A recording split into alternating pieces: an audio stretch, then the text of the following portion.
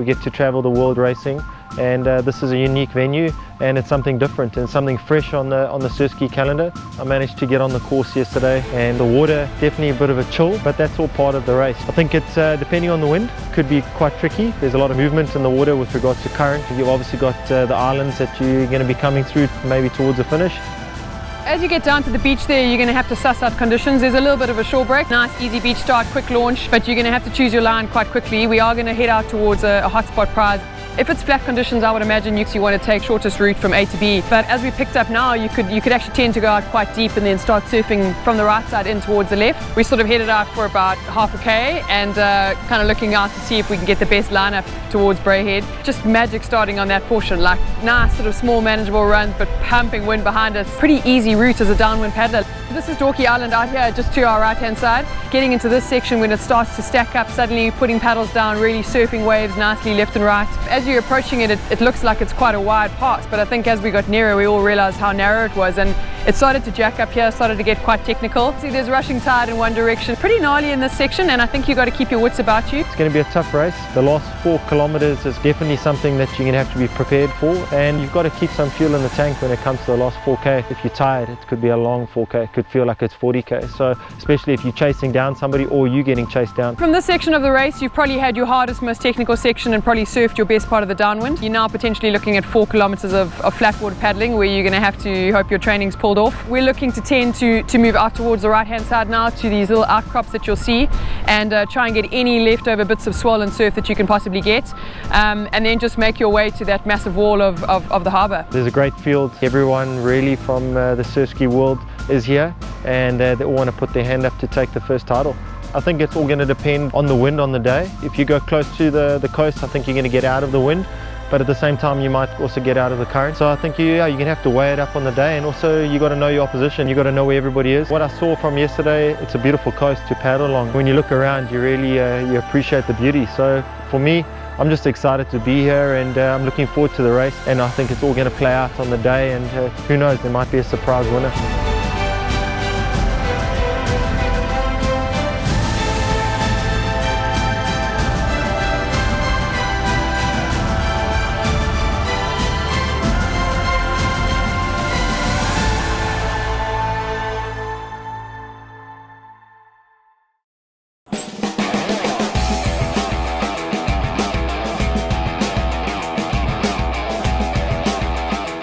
We're here at the inaugural Irish Coastal Paddle Championships 2018. We've got some gentlemen who've come in from Mongolia to see us today. China Silver obviously does business in Asia, and we're very close to Mongolia. So we have some guys in the renewable energy and power and coal mining sector here with us today. It's been an exciting few weeks. It's nice to be back on Irish soil and doing a race at home with so many great athletes here. We've got multiple world champions and medalists here racing here, and I think it's great for the sport and great for the country. We're about 3 hours out from race start. People are walking around with a little bit more purpose now. They're kind of starting to look a little bit nervous. They're loading their boats. They're ready to get down to the start. They're starting to get fired up, and they can't wait to get going. We've decided to run it from the south to north. We have a window this afternoon at 3 p.m. We're going to set people off on the beach in Greystones. They're going to head to a hot spot, and then they're going to do a left turn, and then they're going to head towards Bray Head, and from Bray Head they head towards Dalkey Island. They must pass through Dalkey Island, and then the finish is here on Carlisle Pier in Dún Laoghaire Harbour at the Royal St George Yacht Club. It's a beach start in Greystones. It's quite a steep beach, so the proficient launchers are going to get going quicker. Some of the guys are in sea kayaks. They're going to find that a little bit difficult. It's going to add a bit of a spectacle to the start. Visibility's good. Got light variable south to east breeze. They're not going to be a whole lot of help today.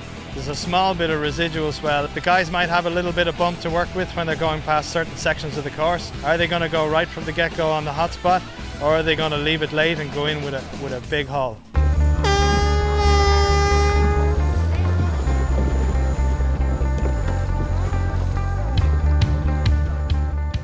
I I knew the start was going to be quick. We've all raced each other for long enough. I knew Tennille would be quick into her boat, and I know it's her style to go for the hot spot. So I think, as anticipated, Tennille and Bridget went hard for the hot spot. I knew it was going to be a long, flat race. My game plan was never to worry about the hot spot, but certainly to be in contention so that when we turned that corner, I could choose a line and go from there. The other two girls were just really, really quick, and I kind of settled myself in for third place on the back of Bridget's wave and got comfortable and started planning the next 2 hours.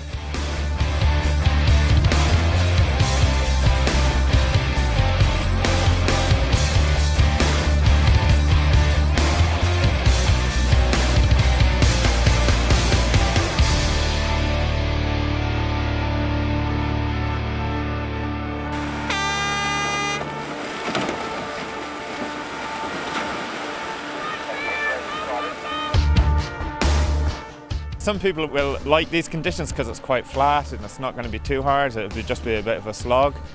Some of the other guys who like the big surf, who can do better in the big surf and runs, you know, they mightn't do so well. So I think for the good guys, it won't be so good, the conditions. But for the guys who are just learning the sport and getting the feel of it, yes, it'll be a great day for them. You know, just being able to start on the same start line as some, you know, Hank, Sean, Kenny, Corey, you know. It's great.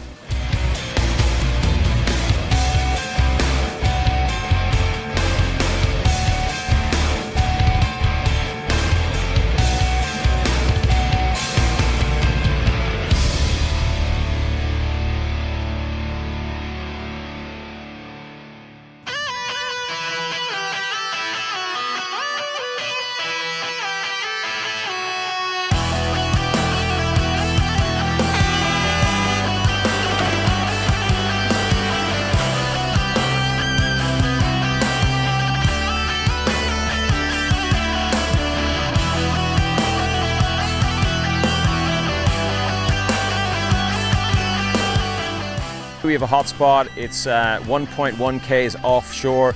We have a hotspot prize for basically the surf ski males, first, second, third, and the first Irish surf ski male. And for the ladies, we also have a surf ski hotspot basically for the same amount of people. So it's basically for first, second, third, and for the first Irish. The top prize is 2,000, and it scales back to basically 1, 2, 3. The hotspot puts a lot of pressure on the start. The start's always important, but to put so much emphasis with prize money on the first turn is really interesting. I got into my boat really cleanly in front of everyone. I sort of felt confident that I could hold anyone off. Hank came up at the side quite fast, and I had to retaliate, and I sort of had to show a bit of authority in the race that early too, because Hank is a formidable force. And once we turned the can, I then decided, you know what, I'm actually just going to paddle with it myself, and if someone comes past, then I'll jump on that. And then tactics began from there. Sean got a good start. Fortunately, I was jumped on his wave, and then I had a little pop just before the hotspot turn can, but Sean was just a bit too strong. So the pace just was relentless. It didn't really slow down from after that, and the boys were strong. So tough day out at the office. We turned the hotspot down to a biggest group. I stayed at the front because I reckoned there would be a boat wake or something come through. That did come through. I put in a burn. It must have broken the bunch up. I don't know how many people were left, but I knew I was in front. I was happy with that.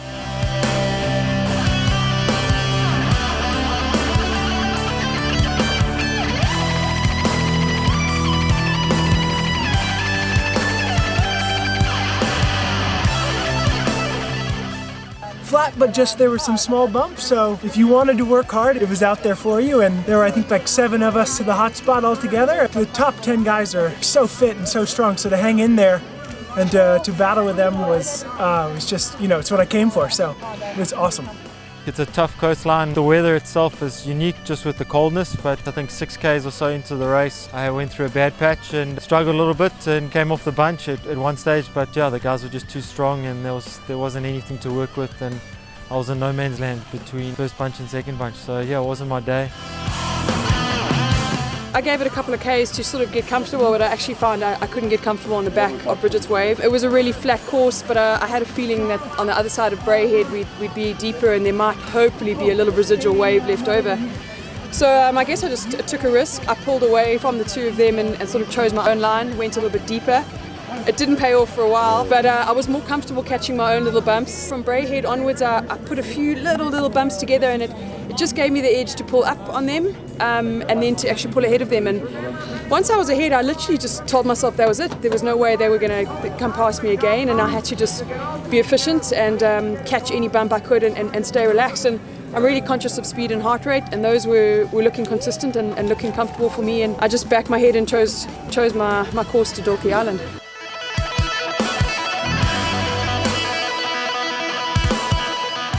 If you ever get a chance to come to Ireland and paddle this course, it's spectacular. You go along Braehead, you've got a huge rugged coastline, very intimidating in the winter when you've got big winds. You've got a Dart, which is Dublin Area Rapid Transport, runs along it. It's very easy to launch a boat in Greystones and basically take the Dart, park your car and do the course.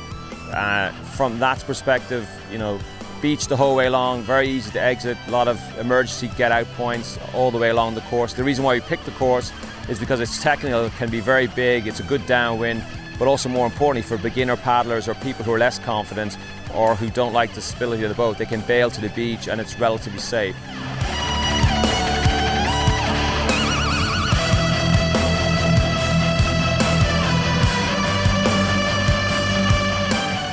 It was really tough. We got a reasonable start and then we fought as much as we could of them and they got away from us maybe 6k into the race, and then we tried to catch back up again and we just didn't have it. But no, it was a good race. Tough going though because the swell was coming from the side, so it wasn't exactly ideal conditions for a smooth ride across the harbours.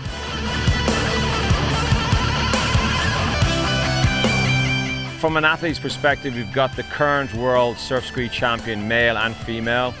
We've got some of the ex-world champions, male and female. We've got 15 countries represented. What's happened in Europe now is we have an ocean racing scene which has started up. So we have races now in France, we have some races in Lanzarote, we have some other races in Spain. This is the first time we've done one in Ireland, and we've been absolutely astounded by the amount of support we've had from these international racers. We're kind of breaking the mold because people don't know what a surf ski is in Ireland. We're racing people into Dunleary Harbour. The vibe here is bubbly. We've got 90% of our paddlers who've turned up for registration. We've got every class represented today that you would normally see at one of these kind of ocean races around the world.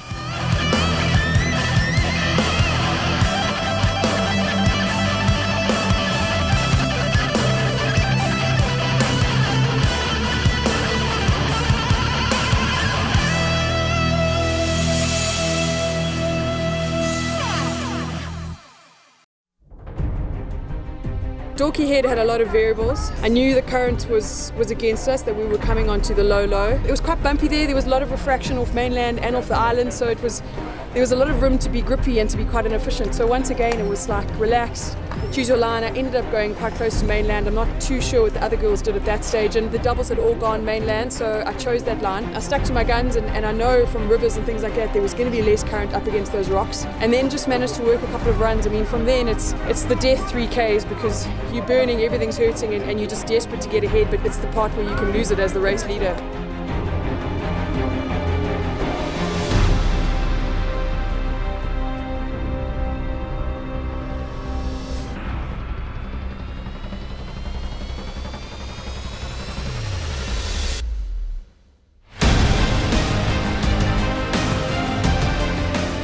I came out here a few times in the year to practice this route and everything went perfectly. There was a bit of a bunch race.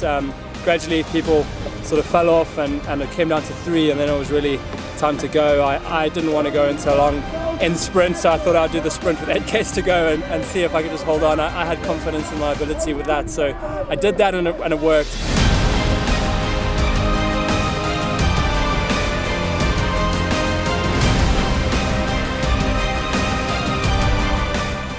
Coming through Dalkey Island, I've paddled there a dozen times and I still can't work it out, honestly. Coming in, there was a head current halfway down the channel, tail current all of a sudden.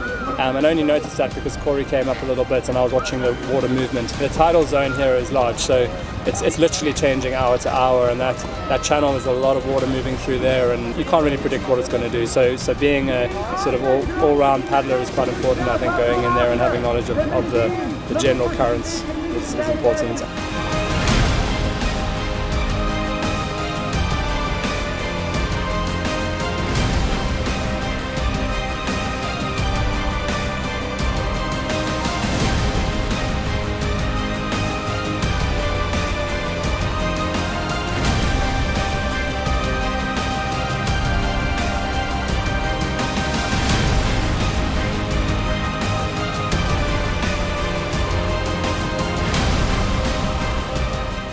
I took a really hard line around that harbour wall, a couple of little bumps to catch, which was nice, but I knew Tennille was closing in.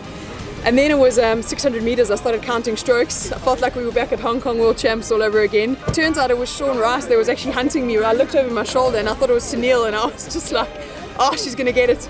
But yeah, I dig deep, took 30 of my hardest strokes, crossed the line, looked over my shoulder to see Sean Rice, relieved it wasn't Tennille, and just stoked. It was a brutal race the whole way. Hats off to Bridget and Tennille.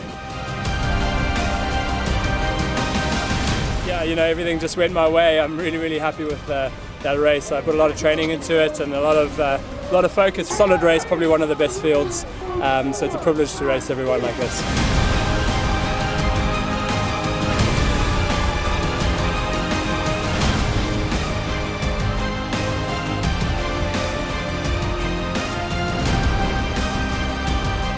I give it my all to keep on the pace with Corey and Sean and the other guys, and it's the first time I really in between all the big guns, and I'm super happy and super tired, and now it's beer o'clock.